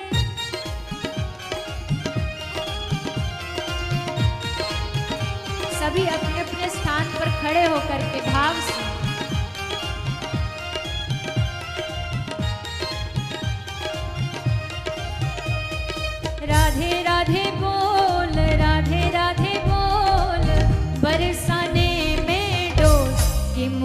से राधे राधे बोल, राधे राधे राधे राधे बोल, बरसाने में डोल, ये मुख से राधे राधे बोल। राधे राधे बोल, राधे राधे बोल, बरसाने में डोल के मुख से राधे राधे बोल, राधे राधे बोल। राधे राधे बोल, बरसाने में डोल, ये मुख से राधे राधे बोल।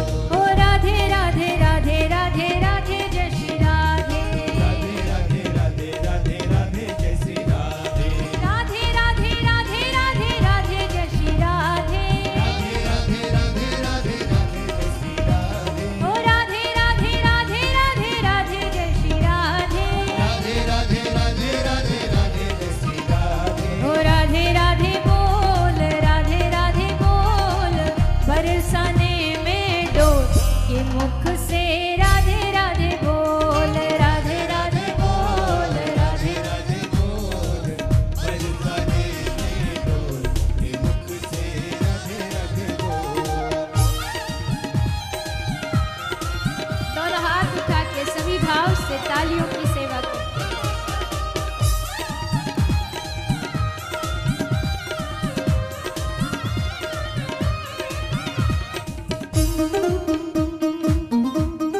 राधे राधे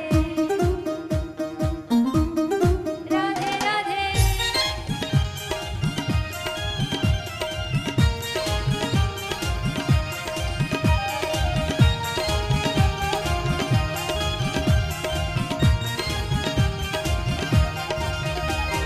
श्री बरसानो धाम रंगीलो, बरसानो धाम रंगीलो, धाम रंगीलो ब्रज धाम रंगीलो। धाम रंगीलो ब्रज धाम रंगीलो।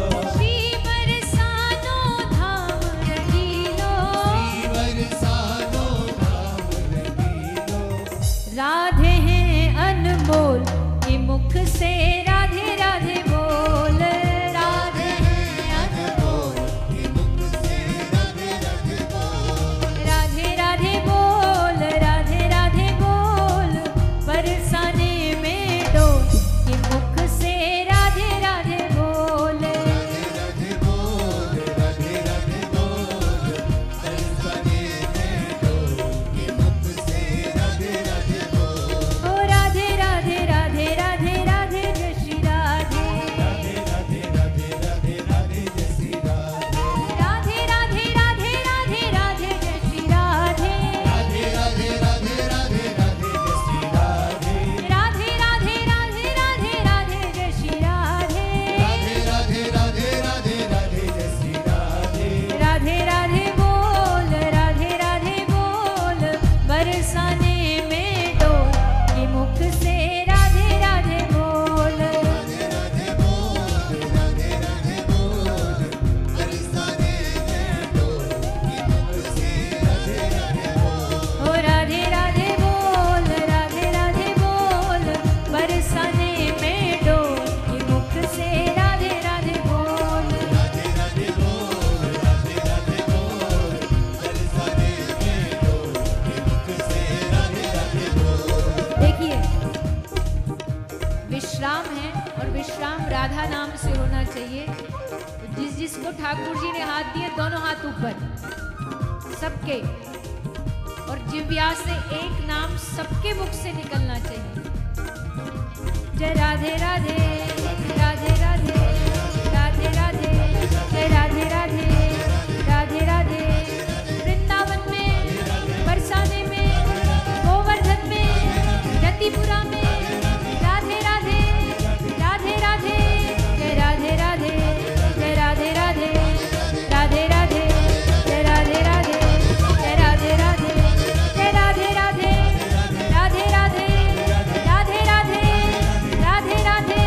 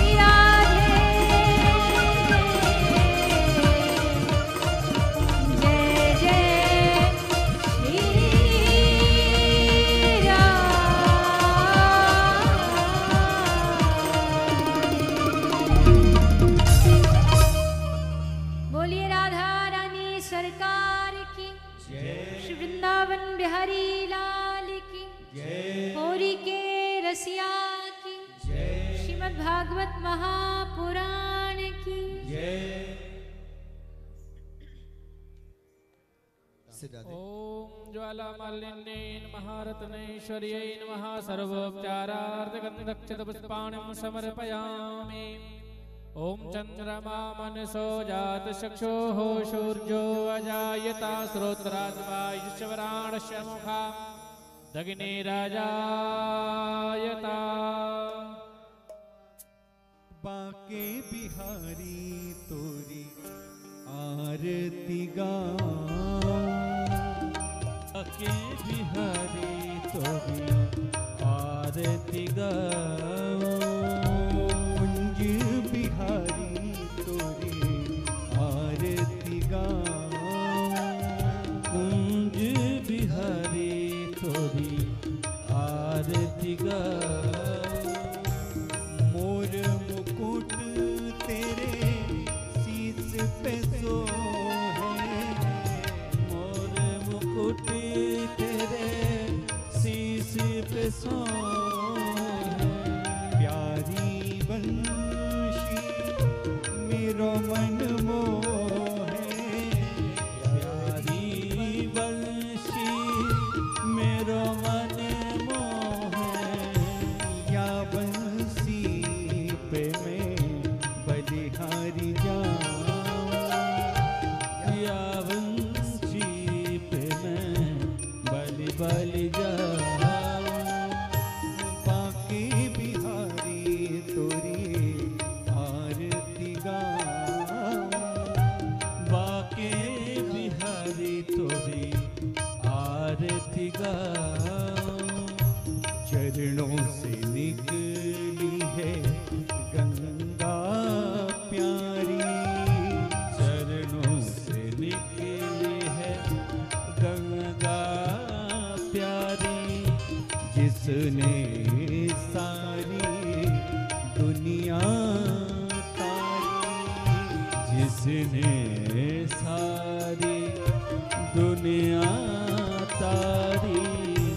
उन चरणों का मैं ध्यान लगाऊं, उन चरणों पे मैं ध्यान लगाऊं।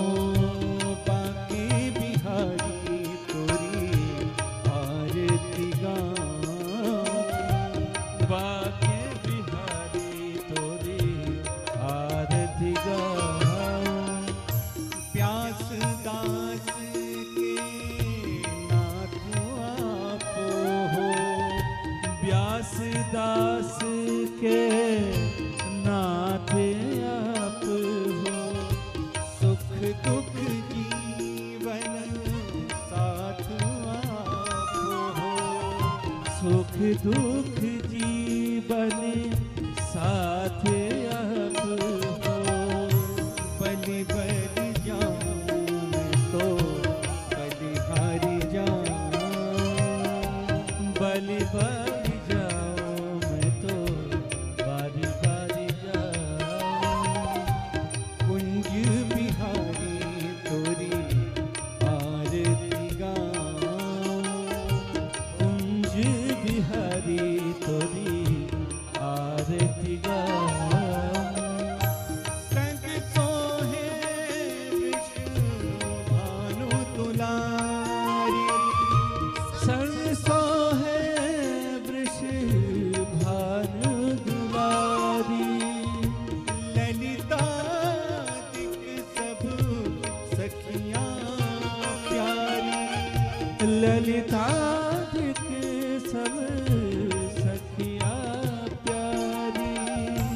युगल छवि के मैं दर्शन पाऊं, युगल छवि के मैं दर्शन पाऊं। मेरे बाके बिहारी तोरी आरती गाऊं, मेरे बाके बिहारी तोरी आरती गाऊं। मेरे कुंज बिहारी तोरी आरती गाऊं, मेरे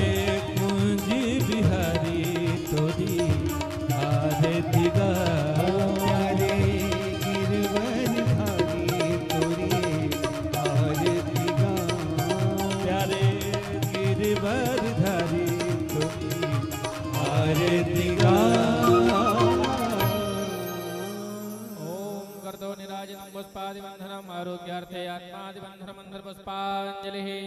ओम द्योः शांतिरंतरिक्षगो शांतिः पृथिवी शांतिरावः शांतिरोषधयः शांतिः वनस्पतयः शान्तिर्विश्वे देवाः शान्तिर्ब्रह्म शान्तिः सर्वगुं शान्तिः शान्तिरेव शान्तिः सामा शान्तिरेधिः। हरिः ओम यदनेन जनमय जन्तदेवास्तानि धर्माणि प्रथमान्याशन्नः देहनाकं महिमानः सचन्तचित्रपूर्वे साध्याः शन्तिदेवाः। हरिः ओम एकदन्ताय विद्महे वक्रतुण्डाय धीमहि तन्नो दन्तिः प्रचोदयात्। हरिः ओम तत्पुरुषाय विद्महे महादेवाय धीमहि तन्नो रुद्रः प्रचोदयात्। हरिः ओम हंसाय विद्महे परमहंसाय धीमहि तन्नाशुकः प्रचोदयात्। श्रीवन्तिकावकुल चंबक पाटलाब्जै पुन्नः गजाति करवीर रसाले पुष्पै बिल्व प्रवाल तुलसी दल मंजरी भी त्वं पूजयामि जगदीश्वर में प्रसीदा। नाना सुगंध पुष्पाणि यथा कालोद्भवानि च पुष्पाञ्जलिर्मया दत्ता गृहाण परमेश्वरः। मंत्र पुष्पाञ्जलिं समर्पयामि श्रीमद्भागवत महापुराण पुरुषोत्तमाय नमः।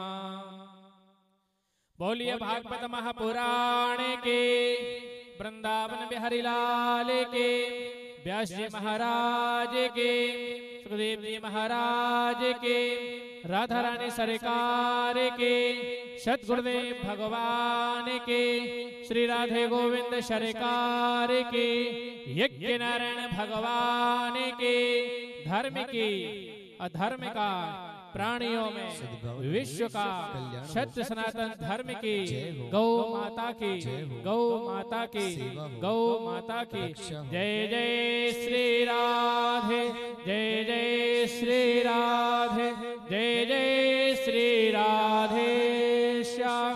नमः पार्वती पतये हर हर महादेव